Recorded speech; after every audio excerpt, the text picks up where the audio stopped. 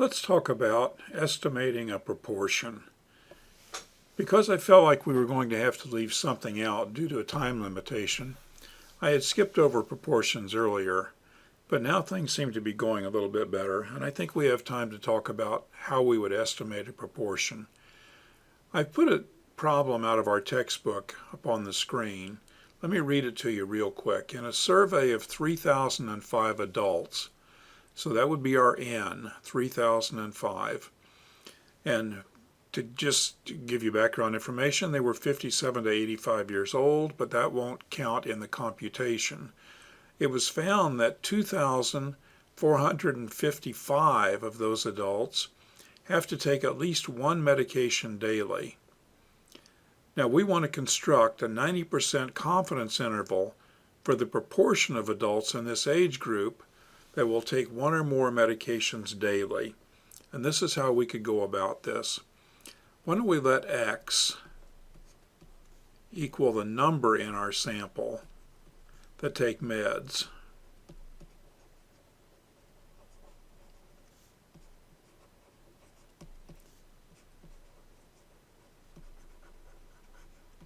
Sorry that took so long. Then we would take X and divide it by N, where N is our 3005, and that would be called our sample proportion.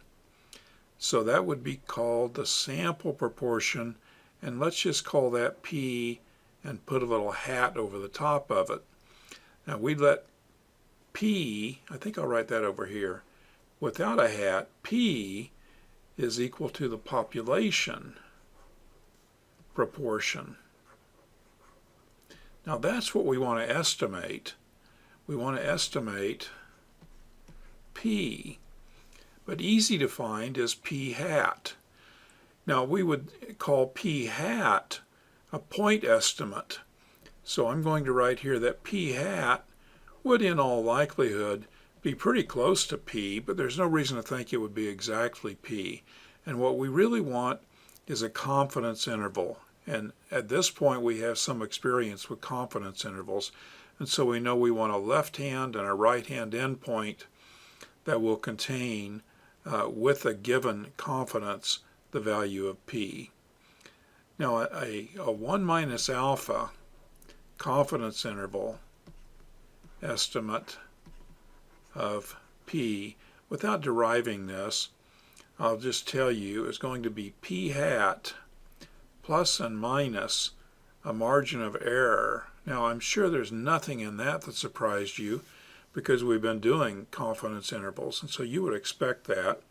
What's a tiny bit different is how we define the margin of error E. So the margin of error E is going to be calculated as Z alpha by 2 times the square root of P hat Q hat over N. Now I could go through all the math with you on that, but I think I just want you to know what a confidence interval is for a proportion and how to calculate one. You know what a Z alpha by 2 is. That's a critical value for Z. Might not know exactly why we would use a Z here, but the reason is that P hat is going to be distributed Z, and the mean of P hat will be the thing we're trying to estimate, P, and this would be the standard deviation of P hat. So it's a confidence, a critical value times the standard deviation. That's what E always is. So let's go back to this problem that we posed up here and see if we can actually solve it.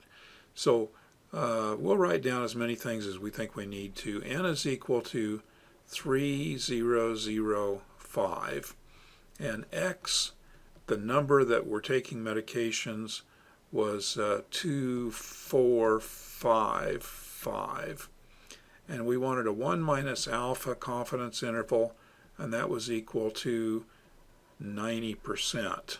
Maybe I'll just write that though as 0.90, and that means that alpha by 2 would be equal to 0.05. And we could even go ahead right now and find Z alpha by 2 by doing an inverse lookup using the z distribution. Now we can do that with Minitab, or we could do that with our calculator. However we did that, we would all find that z alpha by 2 is equal to 1.64. So this is equal to a 1.64. Now what else do we need? Well, we need the p hat. So p hat would be equal to 2455 divided by 3005 is equal to, at least approximately, it's equal to 0.817. So that means that q hat, since p hat and q hat, they're complementary numbers. Just like when we studied the binomial, we found out that p and q were complementary. So p hat is going to be 817, and q hat, by subtraction, would be 0.183. Now, do we have all the pieces we need? I think we do. So let's calculate the margin of error. The margin of error E is going to be 1.64. I'm looking up here is where I'm getting the value for E. 1.64 times the square root of 0.817, that's p hat, times 0.183, that's q hat, and then divided by 3005, the size of our sample. And when we do the arithmetic, this turns out to be 0.012. This turns out to be 0.012. Let's scroll up a tad.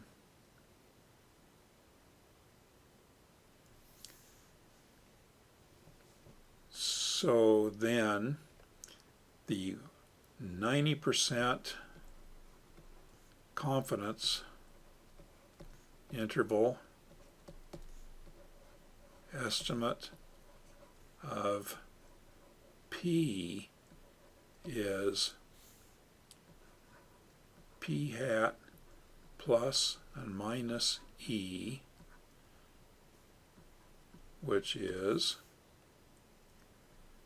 0.817 minus 0.012 to comma 0.817 plus 0.012, and that's a confidence interval.